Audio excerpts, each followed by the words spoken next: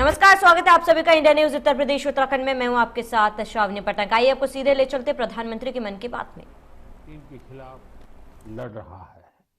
पिछले 100 वर्षों में यह सबसे बड़ी महामारी है और इसी पैंडेमिक के बीच भारत ने अनेक प्राकृतिक आपदाओं का भी डटकर मुकाबला किया है।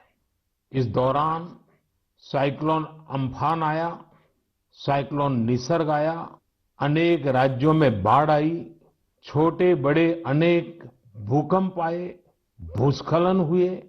अभी अभी पिछले 10 दिनों में ही देश ने फिर 2 बड़े साइक्लोन्स का सामना किया। पश्चिमी तट पर साइक्लोन ताउते और पूर्वी कोस्ट पर साइक्लोन यास। इन दोनों चक्रवातों ने कई राज्यों को प्रभावित किया है। देश और देश की जनता इनसे पूरी ताकत से लड़ी और कम से कम जानहानि सुनिश्चित की। हम अब ये अनुभव करते हैं कि पहले के वर्षों की तुलना में ज्यादा से ज्यादा लोगों की जान बचा पा रहे हैं। विपदा के इस कठिन और असाधारण परिस्थिति में साइक्लोन से प्रभावित हुए सभी राज्यों के लोगों ने जिस प्रकार से साहस का परिचय दिया है, इस संकट की घड़ी में बड़े धैर्य के साथ, अनुशासन के साथ मुकाबला किया है, मैं आदरपूर्वक, हृदयपूर्वक सभी नागरिकों की सराहना करना चाहता हूं। जिन लोगों ने आगे बढ़कर राहत और बचाव के कार्य में हिस्सा लिया, ऐसे सभी लोगों की जितनी सराहना करें उतनी कम है। मैं उन सबको सैल्यूट करता हूं। केंद्र, राज्य सरकारें और स्थानीय प्रशासन सभी एक साथ मिलकर इस आपदा का सामना करने में जुटे हुए हैं। मैं उन सभी लोगों के प्रति अपनी संवेदना व्यक्त करता हूं जिन्होंने अपने करीबियों को खोया है। हम सभी इस मुश्किल घड़ी में उन लोगों के साथ मजबूती से खड़े हैं जिन्होंने इस आपदा का नुकसान झेला है। मेरे प्यारे देशवासियों, चुनौती कितनी ही बड़ी हो, भारत का विजय का संकल्प भी हमेशा उतना ही बड़ा रहा है। देश की सामूहिक शक्ति और हमारे सेवा भाव ने देश को हर तूफान से बाहर निकाला है। हाल के दिनों में हमने देखा है कि कैसे हमारे डॉक्टर्स, नर्सेस और फ्रंटलाइन वॉरियर्स, उन्होंने खुद की चिंता छोड़कर दिन रात काम किया और आज भी कर रहे हैं। इस सब के बीच कई लोग ऐसे भी हैं जिनकी कोरोना की सेकेंड वेव से लड़ने में बहुत बड़ी भूमिका रही है। मुझसे मन की बात के कई श्रोताओं ने नमो ऐप पर और पत्र के द्वारा इन वॉरियर्स के बारे में चर्चा करने का आग्रह किया है। साथियों, जब सेकेंड वेव आई, अचानक से ऑक्सीजन की मांग कई गुना बढ़ गई, तो बहुत बड़ा चैलेंज था। मेडिकल ऑक्सीजन का देश के दूर सुदूर हिस्सों तक पहुंचाना अपने आप में बड़ी चुनौती थी। ऑक्सीजन टैंकर ज्यादा तेज चले, छोटी सी भी भूल हो तो उसमें बहुत बड़े विस्फोट का खतरा होता है। इंडस्ट्रियल ऑक्सीजन का उत्पादन करने वाले काफी प्लांट देश के पूर्वी हिस्सों में हैं। वहां से दूसरे राज्यों में ऑक्सीजन पहुंचाने के लिए भी कई दिन का समय लगता है। देश के सामने आई इस चुनौती में देश की मदद की क्रायोजेनिक टैंकर चलाने वाले ड्राइवर्स ने, ऑक्सीजन एक्सप्रेस ने, एयरफोर्स के पायलट्स ने, ऐसे अनेकों लोगों ने युद्ध स्तर पर काम करके हजारों लाखों लोगों का जीवन बचाया। आज मन की बात में हमारे साथ ऐसे ही एक साथी जुड़ रहे हैं, यूपी के जौनपुर के रहने वाले श्रीमान दिनेश उपाध्याय जी। दिनेश जी, नमस्कार। सर जी प्रणाम। सबसे पहले तो मैं चाहूंगा कि आप जरा अपने बारे में हमें जरूर बताइए। सर, हमारा नाम दिनेश बाबुलनाथ उपाध्याय है। मैं गांव हसनपुर, पोस्ट जमुआ, जिला जौनपुर का निवासी हूं सर। उत्तर प्रदेश से हैं? हाँ सर जी। और सर, हमारा एक लड़का है, 2 लड़की और औरत और माँ बाप। और आप क्या करते हैं? सर, मैं ऑक्सीजन का टैंकर चलाता हूं सर, लिक्विड ऑक्सीजन का। बच्चों की पढ़ाई ठीक से हो रही है? हाँ सर, बच्चों की पढ़ाई हो रही है, लड़कियां भी पढ़ रही हैं दोनों, और मेरा लड़का भी पढ़ रहा है ये सर। ऑनलाइन पढ़ाई भी ठीक से चलती है उनकी? हाँ सर, अच्छे ढंग से कर रहे हैं। अभी बच्चियां हमारी पढ़ रही हैं, ऑनलाइन में ही पढ़ रही हैं सर। सर 15 से 17 साल हो गया सर, मैं ऑक्सीजन का टैंकर चलाता हूँ सर। अच्छा, आप ये 15-17 साल से सिर्फ ऑक्सीजन लेके जाते हैं, तो सिर्फ ट्रक ड्राइवर नहीं है आप, एक प्रकार से लाखों का जीवन बचाने में लगे हैं। सर हमारा काम ही ऐसा है सर, ऑक्सीजन टैंकर का, कि हमारी जो कंपनी है आइनॉक्स कंपनी, वो भी हमारा लोग का बहुत ख्याल करती है। और हम लोग कहीं भी जाके ऑक्सीजन खाली करते हैं तो हमें बहुत खुशी मिलती है सर। लेकिन अभी कोरोना के समय में आपकी जिम्मेदारी बहुत बढ़ गई है। हाँ सर, बहुत बढ़ गई है। जब आप अपने ट्रक की ड्राइविंग सीट पर होते हैं तो आपके मन में क्या भाव होता है? पहले की तुलना में क्या अलग अनुभव? काफी दबाव भी रहता होगा, मानसिक तनाव रहता होगा, परिवार की चिंता, कोरोना का माहौल, लोगों की तरफ से दबाव, मांगे, क्या कुछ होता होगा? सर हमें कोई चिंता नहीं होता, हमें खाली यही होता है कि मैं अपना जो कर्तव्य कर रहा हूँ सर जी, वो हम टाइम पे लेके, अगर हमारे ऑक्सीजन से किसी को अगर जीवन मिलता है तो ये हमारे लिए बहुत गौरव की बात है। बहुत उत्तम तरीके से आप अपनी भावना व्यक्त कर रहे हो। अच्छा, ये बताइए, आज जब इस महामारी के समय लोग आपके काम के महत्व को देख रहे हैं, जो शायद पहले इतना नहीं समझा होगा, अब समझ रहे हैं, तो क्या आपके और आपके काम के प्रति उनके नजरिए में परिवर्तन आया है? हाँ सर जी, अभी पहले हम ऑक्सीजन के ड्राइवर कहीं भी जाम में इधर उधर फंसे रहते थे, लेकिन आज के डेट में प्रशासन ने भी हमारा लोग का बहुत हेल्प किया। और जहां भी हम जाते हैं, हम भी, हमारे अंदर से एक जिज्ञासा आती है, हम कितने जल्दी पहुंच के लोगों की जान बचाएं सर। चाहे खाना मिले चाहे न मिले, कुछ भी दिक्कत हो, लेकिन हम हॉस्पिटल पहुंचते हैं जब टैंकर लेके, और देखते हैं कि हॉस्पिटल वाले हम लोग को वी का इशारा करते हैं, उनके फैमिली लोग जिसके घर वाले एडमिट होते हैं। अच्छा, विक्ट्री का भी बताते हैं? हाँ सर, वी बताते हैं, कोई अंगूठा दिखाता है। हमको बहुत तसल्ली आती है हमारे जीवन में कि हमने कोई अच्छा काम जरूर किया है, जो मुझे ऐसा सेवा करने का अवसर मिला है सर। सारी थकान उतर जाती होगी। हाँ सर, हाँ सर। तो घर आकर के बच्चों से बातें बताते हो आप सब? नहीं सर, बच्चे तो हमारे गांव में रहते हैं, हम तो यहाँ आइनॉक्स एयर प्रोडक्ट में मैं ड्राइवरी करता हूँ। 8-9 महीने के बाद तब घर जाता हूँ। तो कभी फोन पे बच्चों से बात करते होंगे तो? हाँ सर, बराबर होता है। तो उनके मन में रहता होगा, पिताजी जरा संभालिए ऐसे समय। सर जी, वो लोग बोलते हैं पापा काम करो लेकिन अपने सेफ्टी से करो, और हम लोग सर सेफ्टी से काम करते हैं। हमारा मानगांव प्लांट भी है और आइनॉक्स बहुत हमारा लोग का हेल्प करता है। चलिए दिनेश जी, मुझे बहुत अच्छा लगा आपकी बातें सुन करके, और देश को भी लगेगा कि इस कोरोना की लड़ाई में कैसे कैसे किस प्रकार से लोग काम कर रहे हैं। आप 9-9 महीने तक अपने बच्चों को नहीं मिल रहे हैं, परिवार को नहीं मिल रहे हैं, सिर्फ लोगों की जान बच जाए। जब ये देश सुनेगा ना, देश को गर्व होगा कि लड़ाई हम जीतेंगे, क्योंकि दिनेश उपाध्याय जैसे लाखों लाखों ऐसे लोग हैं जो जी जान से जुटे हुए हैं। सर जी, हम लोग कोरोना को किसी ना किसी दिन जरूर हराएंगे सर जी। चलिए दिनेश जी, आपकी ये भावना, यही तो देश की ताकत है। बहुत बहुत धन्यवाद दिनेश जी, और आपके बच्चों को मेरे आशीर्वाद कहिएगा। ठीक है, प्रणाम। धन्यवाद। प्रणाम। धन्यवाद। साथियों, जैसा कि दिनेश जी बता रहे थे, वाकई जब एक टैंकर ड्राइवर ऑक्सीजन लेकर अस्पताल पहुंचते हैं तो ईश्वर के भेजे गए दूत ही लगते हैं।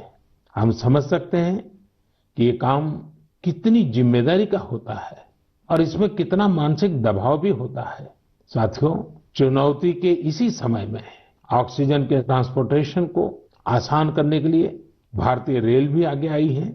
ऑक्सीजन एक्सप्रेस, ऑक्सीजन रेल ने सड़क पर चलने वाले ऑक्सीजन टैंकर से कहीं ज्यादा तेजी से, कहीं ज्यादा मात्रा में ऑक्सीजन देश के कोने कोने में पहुंचाई। माताओं बहनों को ये सुनकर गर्व होगा कि एक ऑक्सीजन एक्सप्रेस तो पूरी तरह महिलाएं ही चला रही है। देश की हर नारी को इस बात का गर्व होगा।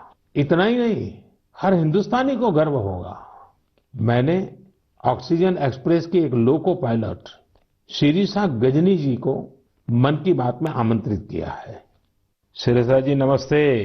नमस्ते सर, कैसे है सर? मैं बहुत ठीक हूँ शिरिषा जी।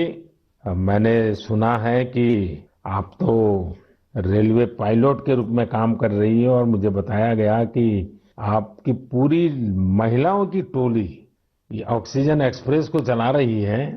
शिरिषा जी, आप बहुत ही शानदार काम कर रही हैं। कोरोना काल में आपकी तरह अनेक महिलाओं ने आगे आकर कोरोना से लड़ने में देश को ताकत दी है। आप भी नारी शक्ति का एक बहुत बड़ा उदाहरण है। लेकिन देश जानना चाहेगा, मैं जानना चाहता हूँ कि आपको ये मोटिवेशन कहाँ से मिलता है? सर मुझको मोटिवेशन मेरा फादर मदर भी है सर। मेरा फादर गवर्नमेंट एम्प्लॉय है sir. Actually I am having 2 elder sisters. We are 3 members, ladies only. But my father giving very encourage to work. My first sister doing government job in bank work, and I am settled in railway. My parents only encouraging me. अच्छा शिरिषा जी, आपने सामान्य दिनों में भी railway को अपनी सेवाएं दी हैं, ट्रेन को स्वाभाविक चला है। लेकिन जब ये एक तरफ ऑक्सीजन की इतनी मांग और जब आप ऑक्सीजन को लेके जा रही है तो थोड़ा जिम्मेदारी भरा काम होगा, थोड़ी और जिम्मेवारी होगी। सामान्य गुड्स को ले जाना अलग बात है, ऑक्सीजन तो बहुत ही डेलिकेट भी होती है चीजें। तो क्या अनुभव आता था? मैं हैप्पीली फील किया ये काम करने के लिए। ऑक्सीजन स्पेशल देने के टाइम में सभी देखिए सेफ्टी का wise, formation wise any leakage है। नेक्स्ट इंडियन रेलवे भी सपोर्टिव है सर। ये ऑक्सीजन चलाने के लिए मुझको ग्रीन पाथ दिया। ये गाड़ी चलाने के लिए 125 किलोमीटर 1.5 hour में रीच हो गया। इतना रेलवे भी रेस्पॉन्सिबिलिटी ले लिया, मैं भी रेस्पॉन्सिबिलिटी है सर। वाह, चलिए शिरिषा जी, मैं आपको बहुत बधाई देता हूं और आपके पिताजी माताजी को विशेष रूप से प्रणाम करता हूं, जिन्होंने तीनों बेटियों को इतनी प्रेरणा दी और उनको इतना आगे बढ़ाया और इस प्रकार का हौसला दिया है। और मैं समझता हूं ऐसे माँ बाप को भी प्रणाम और आप सभी बहनों को भी प्रणाम, जिन्होंने इस प्रकार से देश की सेवा भी की और जज्बा भी दिखाया है। बहुत बहुत धन्यवाद शिरिषा जी। धन्यवाद सर, थैंक यू सर। आपका ब्लेसिंग्स चाहिए सर मुझे। बस परमात्मा का आशीर्वाद आप पर बना रहे, आपके माता पिता का आशीर्वाद बना रहे। धन्यवाद जी। धन्यवाद सर। साथियों, हमने अभी शिरिषा जी की बात सुनी। उनके अनुभव प्रेरणा भी देते हैं, भावुक भी करते हैं। वास्तव में ये लड़ाई इतनी बड़ी है कि इसमें रेलवे की ही तरह हमारा देश जल, थल, नभ तीनों मार्गों से काम कर रहा है। एक और खाली टैंकर्स को एयरफोर्स के विमानों द्वारा ऑक्सीजन प्लांट तक पहुंचाने का काम हो रहा है। दूसरी ओर नए ऑक्सीजन प्लांट बनाने का काम भी पूरा किया जा रहा है।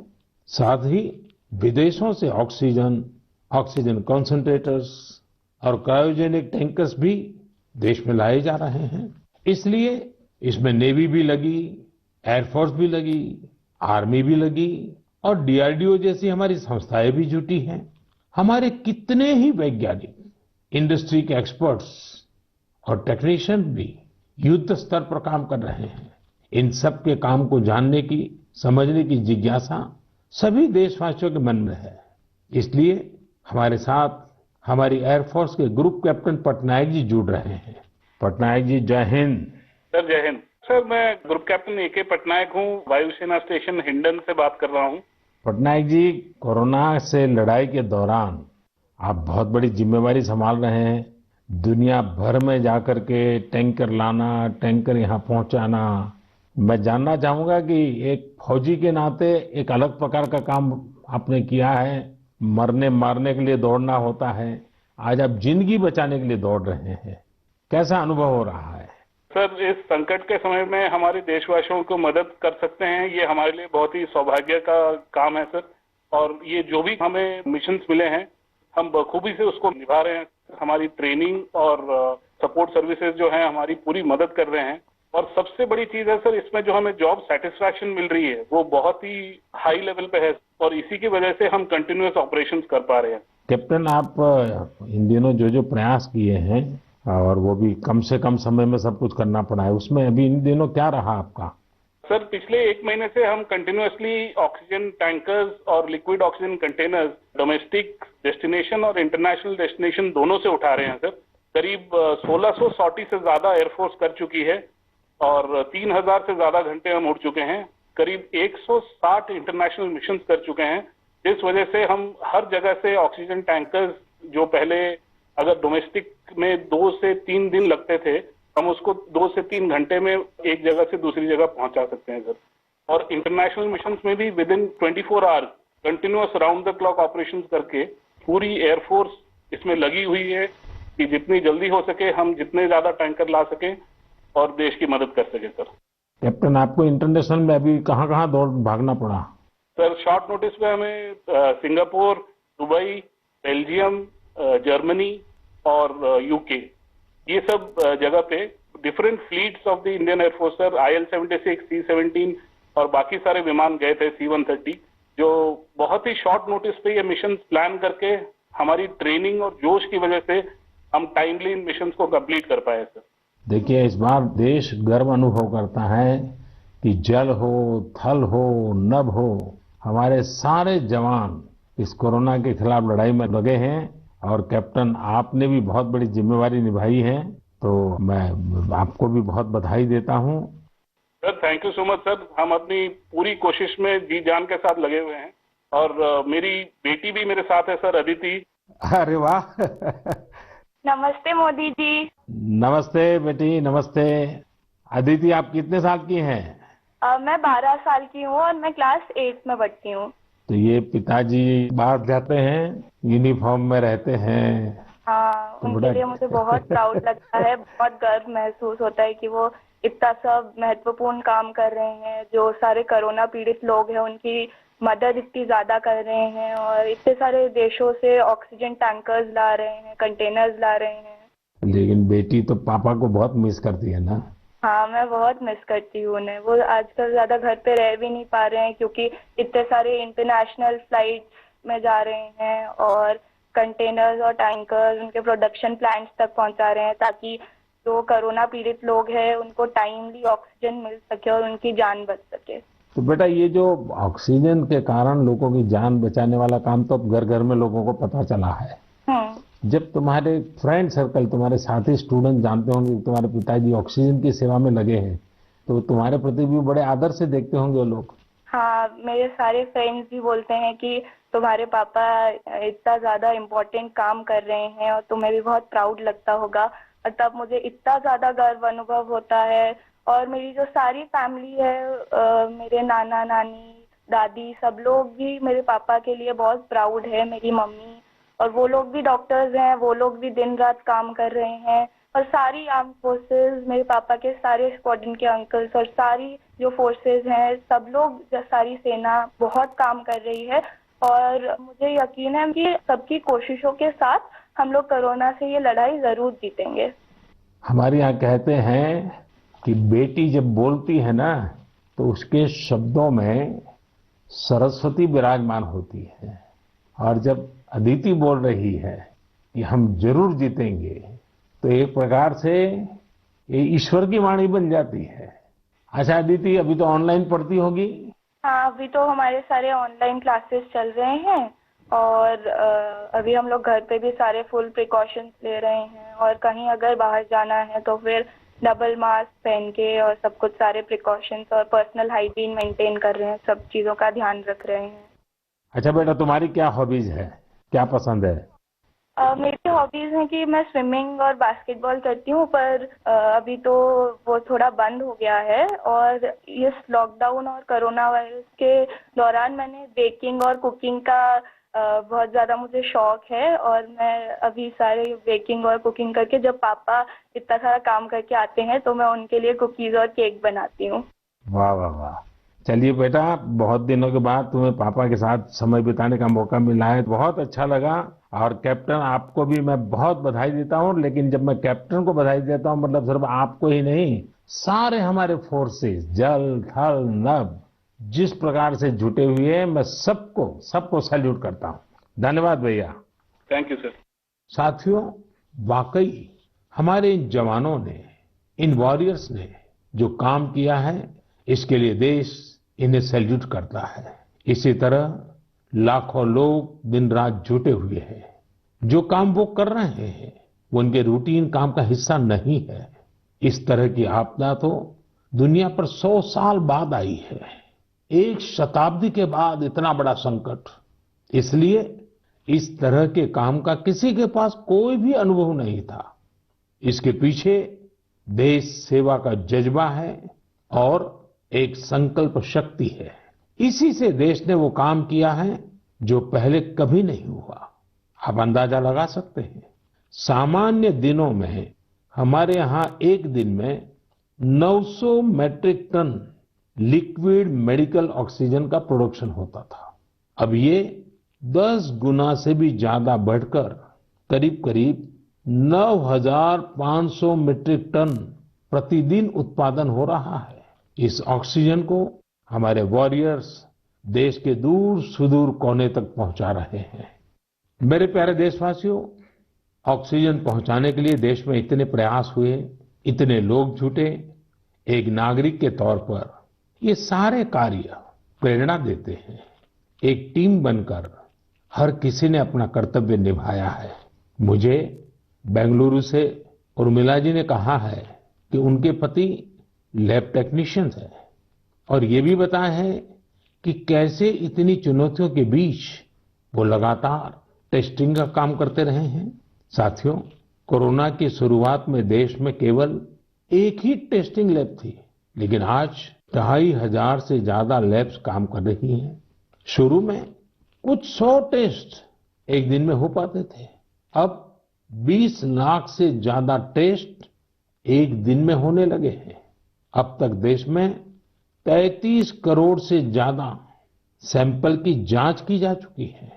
ये इतना बड़ा काम इन साथियों की वजह से ही संभव हो रहा है। कितने ही फ्रंटलाइन वर्कर्स सैंपल कलेक्शन के काम में लगे हुए हैं। संक्रमित मरीजों के बीच जाना, उनका सैंपल लेना, ये कितनी सेवा का काम है। अपने बचाव के लिए इन साथियों को इतनी गर्मी में भी लगातार पीपीई किट पहन के ही रहना पड़ता है। इसके बाद ये सैंपल लैब में पहुंचता है। इसलिए जब मैं आप सबके सुझाव और सवाल पढ़ रहा था तो मैंने तय किया कि हमारे इन साथियों की भी चर्चा जरूर होनी चाहिए। इनके अनुभवों से हमें भी बहुत कुछ जानने को मिलेगा। तो आइए, दिल्ली में एक लैब टेक्नीशियन के तौर पर काम करने वाले हमारे साथी प्रकाश कांडपाल जी से बात करते हैं। प्रकाश जी, नमस्कार। नमस्कार आदरणीय प्रधानमंत्री जी। प्रकाश जी, सबसे पहले तो आप मन की बात के हमारे सभी श्रोताओं को अपने बारे में बताइए। आप कितने समय से ये काम कर रहे हैं और कोरोना के समय आपका क्या अनुभव रहा है? क्योंकि देश के लोगों को इस प्रकार से न टीवी पर दिखते हैं, न अखबार में दिखते हैं, फिर भी एक ऋषि की तरह लैब में रह करके काम कर रहे हैं। तो मैं चाहूंगा कि आप जब बताएंगे तो देशवासियों को भी जानकारी मिलेगी कि देश में काम कैसे हो रहा है। सर, मैं दिल्ली सरकार के स्वास्थ्य संस्थान institute of liver and biliary sciences नाम के हॉस्पिटल में पिछले 10 वर्षों से लैब टेक्नीशियन के रूप में कार्यरत हूँ। मेरा स्वास्थ्य क्षेत्र का अनुभव 22 वर्षों का है। आईएलबीएस से पहले भी मैं दिल्ली के Apollo hospital, Rajiv Gandhi cancer hospital, Rotary blood bank जैसे प्रतिष्ठित संस्थान में काम कर चुका हूँ। सर, यद्यपि सभी जगह मैंने रक्त कोष विभाग में अपनी सेवाएं दी, परंतु पिछले वर्ष 1 अप्रैल 2020 से मैं आईएलबीएस के वायरोलॉजी डिपार्टमेंट के अधीनस्थ कोविड टेस्टिंग लैब में कार्य कर रहा हूँ। निस्संदेह कोविड महामारी में स्वास्थ्य एवं स्वास्थ्य से संबंधित सभी साधन संसाधनों पर अत्यधिक दबाव पड़ा, पर मैं इस संघर्ष के दौर को निजी तौर पर इसमें ऐसा अवसर मानता हूँ जब राष्ट्र, मानवता, समाज हमसे अधिक उत्तरदायित्व, सहयोग, हमसे अधिक सामर्थ्य और हमसे अधिक क्षमता के प्रदर्शन की अपेक्षा करता है और आशा करता है। और सर, जब हम राष्ट्र के, मानवता के, समाज की अपेक्षा के और आशा के अनुरूप अपने स्तर पर, जो कि एक बूंद के बराबर है, हम उस पर काम करते हैं, खरा उतरते हैं, तो एक गौरव की अनुभूति होती है। कभी जब हमारे घर वाले भी आशंकित होते हैं या थोड़ा उन्हें भय लगता है, तो ऐसे अवसर पे उनको स्मरण कराता हूँ कि हमारे देश के जवान, जो कि सदैव ही परिवार से दूर सीमाओं पर विषम और असामान्य परिस्थितियों में देश की रक्षा कर रहे हैं, उनकी तुलना में तो हमारा जोखिम जो है कम है, बहुत कम है। तो वो भी इस चीज को समझते हैं और मेरे साथ में एक तरह से वो भी सहयोग करते हैं और वो भी इस आपदा में समान रूप से जो भी सहयोग है उसमें अपनी सहभागिता निभाते हैं।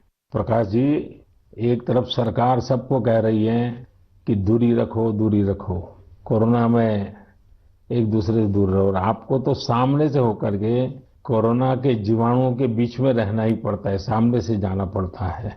तो ये अपने आप में एक जिंदगी को संकट में डालने वाला मामला रहता है, तो परिवार को चिंता होना बहुत स्वाभाविक है। लेकिन फिर भी ये लैब टेक्नीशियन का काम सामान्य संजोगों में एक है और ऐसी पेंडेमिक स्थिति में दूसरा है, और वो आप कर रहे हैं तो काम के घंटे भी बहुत बढ़ गए होंगे। रात रात लैब में निकालना पड़ता होगा, क्योंकि इतना करोड़ों लोगों का टेस्टिंग हो रहा है तो बोझ भी बड़ा होगा। लेकिन अपनी सुरक्षा के लिए भी सावधानी रखते हैं कि नहीं रखते हैं? बिल्कुल रखते हैं सर। हमारे ILBS की जो लैब है वो WHO से मान्यता प्राप्त है। तो जो सारे प्रोटोकॉल हैं वो इंटरनेशनल स्टैंडर्ड के हैं। हम त्रिस्तरीय जो हमारी पोशाक है उसमें हम जाते हैं लैब में और उसी में हम काम करते हैं, और उसका पूरा डिस्कार्डिंग का, लेबलिंग का और उनको टेस्टिंग का एक पूरा प्रोटोकॉल है। तो उस प्रोटोकॉल के तहत काम करते हैं। तो सर ये भी ईश्वर की कृपा है कि मेरा परिवार और मेरे जानने वाले अधिकतर जो अभी तक इस संक्रमण से बचे हुए हैं। तो एक चीज है कि अगर आप सावधानी रखते हैं और संयम बरतते हैं तो आप थोड़ा बहुत इससे बचे रह सकते हैं। प्रकाश जी, आप जैसे हजारों लोग पिछले 1 साल से लैब में बैठे हैं और इतनी जहमत कर रहे हैं, इतने लोगों को बचाने का काम कर रहे हैं, जो देश आज जान रहा है। लेकिन प्रकाश जी, मैं आपके माध्यम से आपकी बिरादरी के सभी साथियों को हृदयपूर्वक धन्यवाद करता हूं, देशवासियों की तरफ से धन्यवाद करता हूं। और आप स्वस्थ रहिए, आपका परिवार स्वस्थ रहे, मेरी बहुत शुभकामनाएं हैं। धन्यवाद प्रधानमंत्री जी, मैं आपका बहुत बहुत आभारी हूँ कि आपने मुझे अवसर प्रदान किया। धन्यवाद भैया। साथियों, एक प्रकार से बात तो मैंने भाई प्रकाश जी से की है, लेकिन उनकी बातों में हजारों लैब टेक्नीशियंस की सेवा की सुगंध हम तक पहुंच रही है। इन बातों में हजारों लाखों लोगों का सेवा भाव तो दिखता ही है। हम सभी को अपने जिम्मेदारी का भी बोध होता है। जितनी मेहनत और लगन से भाई प्रकाश जी जैसे हमारे साथी काम कर रहे हैं, उतनी ही निष्ठा से उनका सहयोग कोरोना को हराने में बहुत मदद करेगा। मेरे प्यारे देशवासियों, अभी हम हमारे कोरोना वॉरियर्स की चर्चा कर रहे थे। पिछले 1.5 सालों में हमने उनका खूब समर्पण और परिश्रम देखा है। लेकिन इस लड़ाई में बहुत बड़ी भूमिका देश के कई क्षेत्रों अनेक वॉरियर्स की भी है। आप सोचिए, हमारे देश पर इतना बड़ा संकट आया, इसका असर देश की हर एक व्यवस्था पर पड़ा। कृषि व्यवस्था ने खुद को इस हमले से काफी हद तक सुरक्षित रखा। सुरक्षित ही नहीं रखा, बल्कि प्रगति भी की, आगे भी बढ़ी। क्या आपको पता है कि इस महामारी में भी हमारे किसानों ने रिकॉर्ड उत्पादन किया है? किसानों ने रिकॉर्ड उत्पादन किया तो इस बार देश ने रिकॉर्ड फसल खरीदी भी की। इस बार कई जगहों पर तो सरसों के लिए किसानों को MSP से भी ज्यादा भाव मिला है। रिकॉर्ड खाद्यान्न उत्पादन की वजह से ही हमारा देश हर देशवासी को संबल प्रदान कर पा रहा है। आज इस संकट काल में 80 करोड़ गरीबों को मुफ्त राशन उपलब्ध कराया जा रहा है, ताकि गरीब के घर में भी कभी ऐसा दिन न आए जब चूल्हा न जले। साथियों, आज हमारे देश के किसान कई क्षेत्रों में नई व्यवस्थाओं का लाभ उठाकर कमाल कर रहे हैं। जैसे कि अगरतला के किसानों को ही लीजिए। ये किसान बहुत अच्छे कटहल की पैदावार करते हैं। इनकी मांग देश विदेश में हो सकती है, इसलिए इस बार अगरतला के किसानों के कटहल रेल के जरिए गुवाहाटी तक लाए गए। गुवाहाटी से अब ये कटहल लंदन भेजे जा रहे हैं। ऐसे ही आपने बिहार की शाही लीची का नाम भी सुना होगा। 2018 में सरकार ने शाही लीची को GI टैग भी दिया था, ताकि इसकी पहचान मजबूत हो और किसानों को ज्यादा फायदा हो। इस बार बिहार की ये शाही लीची भी हवाई मार्ग से लंदन भेजी गई है। पूरब से पश्चिम, उत्तर से दक्षिण, हमारा देश ऐसे ही अनूठे स्वाद और उत्पादों से भरा पड़ा है। दक्षिण भारत में विजयनगरम के आम के बारे में आपने जरूर सुना होगा। अब भला ये आम कौन नहीं खाना चाहेगा।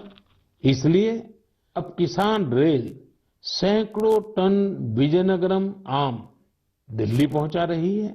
दिल्ली और उत्तर भारत के लोगों को विजयनगरम आम खाने को मिलेगा और विजयनगरम के किसानों को अच्छी कमाई होगी। किसान रेल अब तक करीब करीब 2 लाख टन उपज का परिवहन कर चुकी है। अब किसान बहुत कम कीमत पर फल, सब्जियां, अनाज देश के दूसरे सुदूर हिस्सों में भेज पा रहा है।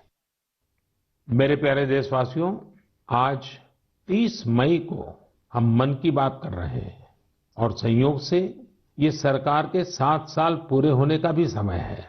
इन वर्षों में देश सबका साथ, सबका विकास, सबका विश्वास के मंत्र पर चला है। देश की सेवा में हर क्षण समर्पित भाव से हम सभी ने काम किया है।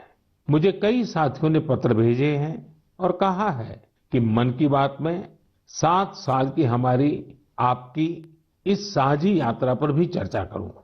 साथियों, इन 7 वर्षों में जो कुछ भी उपलब्धि रही है वो देश की रही है, देशवासियों की रही है। कितने ही राष्ट्रीय गौरव के क्षण हमने इन वर्षों में साथ मिलकर अनुभव किए हैं। जब हम ये देखते हैं कि अब भारत दूसरे देशों की सोच और उनके दबाव में नहीं, अपने संकल्प से चलता है, तो हम सबको गर्व होता है। जब हम देखते हैं कि अब भारत अपने खिलाफ साजिश करने वालों को मुंहतोड़ जवाब देता है, तो हमारा आत्मविश्वास और बढ़ता है। जब भारत राष्ट्रीय सुरक्षा के मुद्दों पर समझौता नहीं करता, जब हमारी सेनाओं की ताकत बढ़ती है, तो हमें लगता है कि हाँ, हम सही रास्ते पर हैं। साथियों, मुझे कितने ही देशवासियों के संदेश, उनके पत्र देश के कोने कोने से मिलते हैं।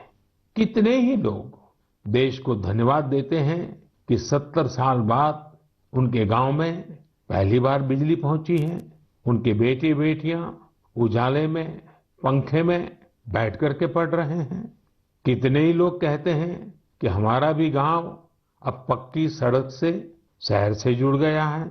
मुझे याद है, एक आदिवासी इलाके से कुछ साथियों ने मुझे संदेश भेजा था कि सड़क बनने के बाद पहली बार उन्हें ऐसा लगा कि वो भी बाकी दुनिया से जुड़ गए हैं। ऐसे ही कहीं कोई बैंक खाता खोलने की खुशी साझा करता है, तो कोई अलग अलग योजनाओं की मदद से जब नया रोजगार शुरू करता है, तो उस खुशी में मुझे भी आमंत्रित करता है। प्रधानमंत्री आवास योजना के तहत घर मिलने के बाद गृह प्रवेश के आयोजन में कितने ही निमंत्रण मुझे हमारे देशवासियों की ओर से लगातार मिलते रहते हैं। इन 7 सालों में आप सबकी ऐसी करोड़ों खुशियों में मैं शामिल हुआ हूं। अभी कुछ दिन पहले ही मुझे गांव से एक परिवार ने जल जीवन मिशन के तहत घर में लगे पानी के नल की एक फोटो भेजी। उन्होंने इस फोटो का कैप्शन लिखा था, मेरे गांव की जीवन धारा। ऐसे कितने ही परिवार हैं। आजादी के बाद 7 दशकों में हमारे देश के केवल 3.5 करोड़ ग्रामीण घरों में ही पानी के कनेक्शन थे, लेकिन पिछले 21 महीनों में ही 4.5 करोड़ घरों को साफ पानी के कनेक्शन दिए गए हैं। इनमें से 15 महीने तो कोरोना काल के ही थे। इसी तरह का एक नया विश्वास देश में आयुष्मान योजना से भी आया है। जब कोई गरीब मुफ्त इलाज से स्वस्थ होकर घर आता है, तो उसे लगता है कि उसे नया जीवन मिला है। उसे भरोसा होता है कि देश उसके साथ है। ऐसे कितने ही परिवारों का आशीर्वचन, करोड़ों माताओं का आशीर्वाद लेकर हमारा देश मजबूती के साथ विकास की ओर अग्रसर है। साथियों, इन 7 सालों में भारत ने डिजिटल लेन देन में दुनिया को नई दिशा दिखाने का काम किया है। आज किसी भी जगह जितनी आसानी से आप चुटकियों में डिजिटल पेमेंट कर देते हैं, वो कोरोना के समय में भी बहुत उपयोगी साबित हो रहा है। आज स्वच्छता के प्रति देशवासियों की गंभीरता और सतर्कता बढ़ रही है। हम रिकॉर्ड सैटेलाइट भी प्रक्षेपित कर रहे हैं और रिकॉर्ड सड़कें भी बना रहे हैं। इन 7 वर्षों में ही देश के अनेकों पुराने विवाद भी पूरी शांति और सौहार्द से सुलझाए गए हैं। पूर्वोत्तर से लेकर कश्मीर तक शांति और विकास का एक नया भरोसा जगा है। साथियों, क्या आपने सोचा है ये सब काम जो दशकों में भी नहीं हो सके, इन 7 सालों में कैसे हुए? ये सब इसलिए संभव हुआ क्योंकि इन 7 सालों में हमने सरकार और जनता से ज्यादा एक देश के रूप में काम किया, एक टीम के रूप में काम किया, टीम इंडिया के रूप में काम किया। हर नागरिक ने देश को आगे बढ़ाने में एकाध कदम आगे बढ़ाने का प्रयास किया है। हाँ, जहां सफलताएं होती हैं वहां परीक्षाएं भी होती हैं। इन 7 सालों में हमने साथ मिलकर ही कई कठिन परीक्षाएं भी दी है और हर बार हम सभी मजबूत होकर निकले हैं। कोरोना महामारी के रूप में इतनी बड़ी परीक्षा तो लगातार चल रही है। ये तो एक ऐसा संकट है जिसने पूरी दुनिया को परेशान किया है। कितने ही लोगों ने अपनों को खोया है। बड़े बड़े देश भी इसकी तबाही से बच नहीं सके हैं। इस वैश्विक महामारी के बीच भारत सेवा और सहयोग के संकल्प के साथ आगे बढ़ रहा है। हमने पहली वेव में भी पूरे हौसले के साथ लड़ाई लड़ी थी। इस बार भी वायरस के खिलाफ चल रही लड़ाई में भारत विजयी होगा। 2 गज की दूरी, मास्क से जुड़े नियम हो या फिर वैक्सीन, हमें ढिलाई नहीं करनी है। यही हमारी जीत का रास्ता है। अगली बार जब हम मन की बात में मिलेंगे तो देशवासियों के कई और प्रेरणादायक उदाहरणों पर बात करेंगे और नए विषयों पर चर्चा करेंगे। आप अपने सुझाव मुझे ऐसे ही भेजते रहिए। आप सभी स्वस्थ रहिए, देश को इसी तरह आगे बढ़ाते रहिए। बहुत बहुत धन्यवाद।